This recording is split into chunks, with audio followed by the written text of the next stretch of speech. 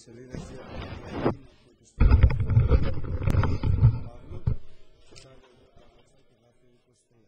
23.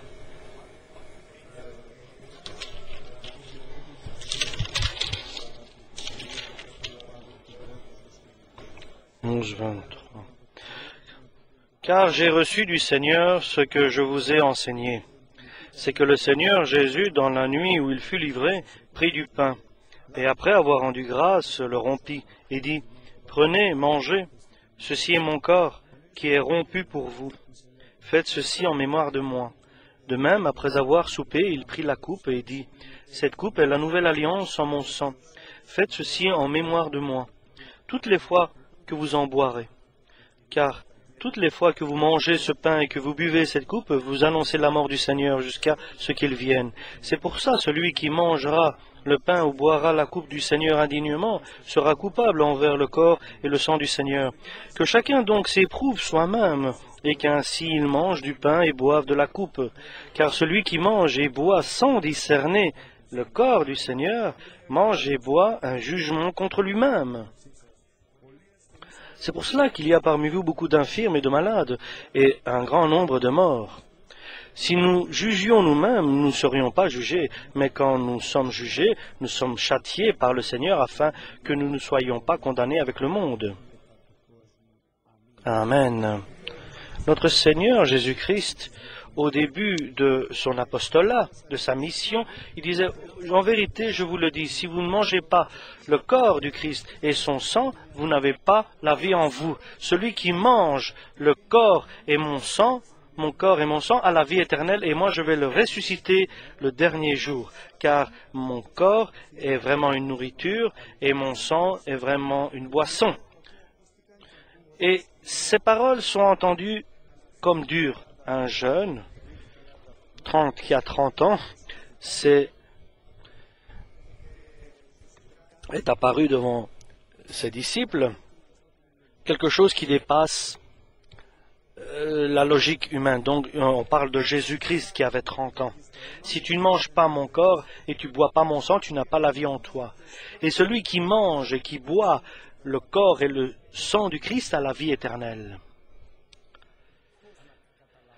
Comment pouvait-il comprendre cela, les simples personnes qui, même les disciples, les pharisiens, tout le monde a été scandalisé. Même les 12 disciples, les apôtres, ont été étonnés. Que dis-tu là? Que dis-tu? Que ce sont des paroles dures, parce que l'homme naturel ne peut pas comprendre et ne peut pas comprendre ce qui est spirituel. Et Pierre, naturellement, dit, est-ce que ils se sont scandalisés, ils sont partis. Tu n'es pas triste de cela qu'ils sont partis. Et Dieu et Jésus n'a pas essayé d'expliquer, mais il a dit, est-ce que vous voulez aussi vous en aller? C'est une parole dure. C'est une manière dure. Si quelqu'un me l'aurait fait à moi, j'aurais été vexé. Et moi, j'aurais jamais parlé ainsi à quelqu'un, si durement. Mes chers frères et sœurs, la vérité est la vérité. Et Pierre, devant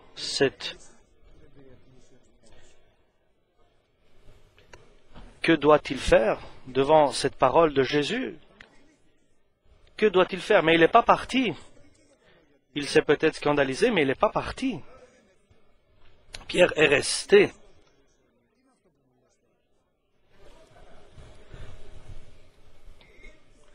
Et le temps est venu.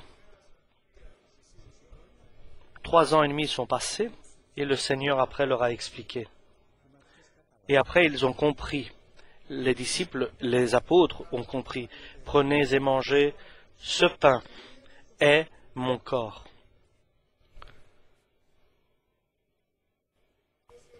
Ce vin est mon sang. Et de ce corps et de ce sang, mangez et buvez, c'est la Sainte Seine, c'est la communion du dimanche, pour avoir la vie éternelle, pour que moi je demeure en vous, et pour que vous demeuriez en moi.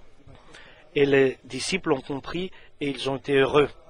Et après 30 ans, Paul vient, il envoie une lettre à Corinthe pour décrire ce que Jésus lui a révélé, ce que lui-même n'a pas vécu.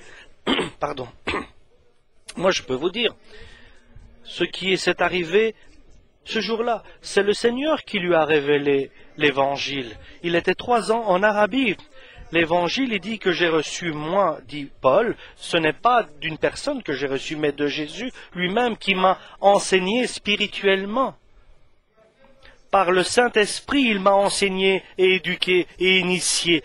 Pendant 3 ans et demi, il me révélait, il me annonçait spirituellement. Je me suis retrouvé avec, et il sait que lorsque Jésus était parmi ses disciples et ses apôtres, il leur a dit, et puisqu'ils ont mangé le pain, ils ont partagé le vin, et Jésus a dit, ceci est l'alliance du Nouveau Testament, et faites ceci en mémoire de moi. Et Paul, de ma manière, c'est ce que je vous dis. Aux Corinthiens, à l'église de Corinthe, et par la parole de Dieu, c'est ce qu'il nous dit. Paul, Jésus-Christ, c'est ce qu'il nous dit aujourd'hui ici à l'église de Kifissia.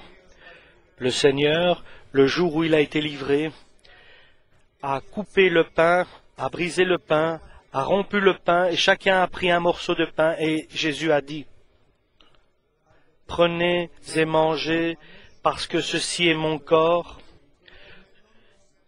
le corps qui a été brisé, qui a été morcelé,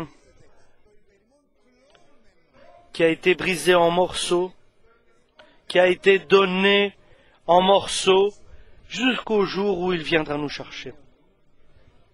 Et dans le ciel, nous boirons du nouveau vin, qui est la nouvelle alliance. Et nous, chaque dimanche, nous mangerons de ce pain, de ce corps qui a été brisé, qui a été rompu.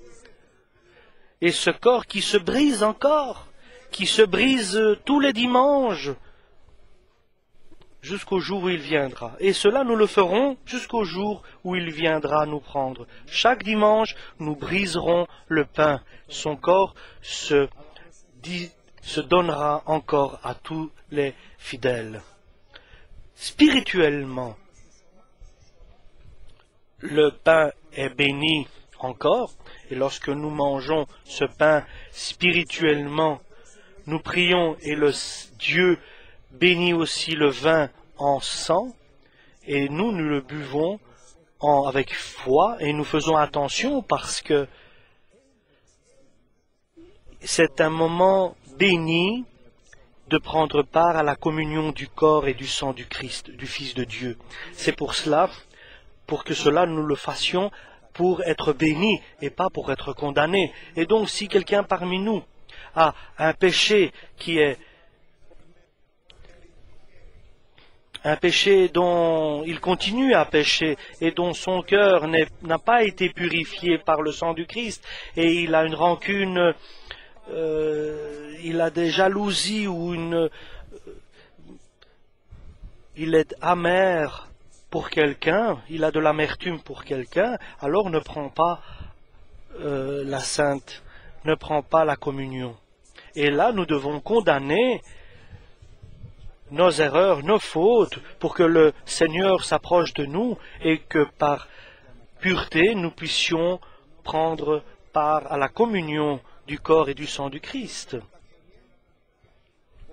Et nous allons confesser que Jésus-Christ, injustement, a été condamné et crucifié et tué. Il est mort injustement. Injustement, il a été mis sur la croix, mais cette mort-là, cette mort injuste, nous a donné notre justification, nous a justifiés pour nos péchés que nous avions faits auparavant. Et donc nous allons l'appeler, nous faisons appel à lui, il nous sauve, il nous libère et il nous prépare le royaume céleste. Levons-nous, chers frères.